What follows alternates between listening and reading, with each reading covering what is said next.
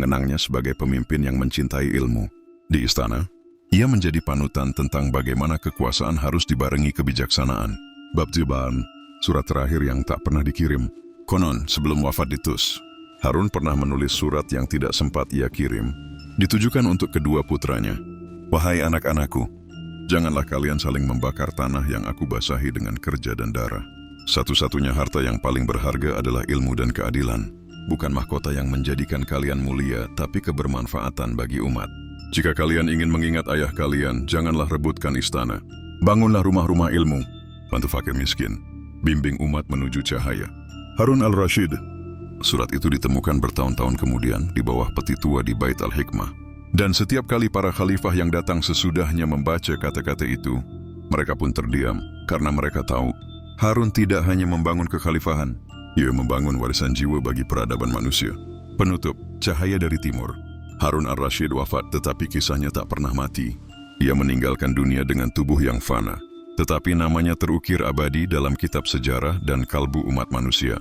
Di bawah pemerintahannya, dunia Islam bukan sekadar bangkit, ia bersinar, menerangi jagat timur dan melampaui batas cakrawala. Ia telah membuka jalan bagi umat manusia untuk memandang ilmu sebagai cahaya suci, menempatkan pena sejajar dengan pedang, bahkan melebihi kekuatannya. Dalam masa pemerintahannya, dokter-dokter memetakan tubuh manusia, filsuf-filsuf mempertanyakan bintang-bintang, dan penyair menulis syair yang masih hidup hingga hari ini. Ia bukan hanya pemimpin, tetapi penjaga obor peradaban. Dunia mengenangnya bukan hanya sebagai khalifah, tetapi sebagai roh dari zaman yang mulia, zaman di mana Baghdad menjadi kiblat ilmu, dan seorang raja bisa menjadi pelindung para cendekia, bukan tirani di atas tahta.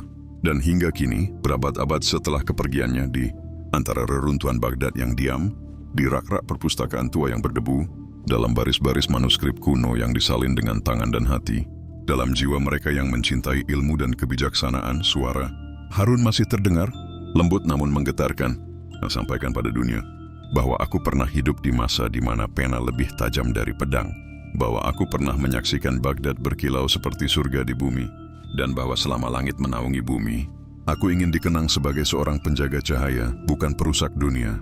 Ia telah pergi, tetapi cahayanya belum padam.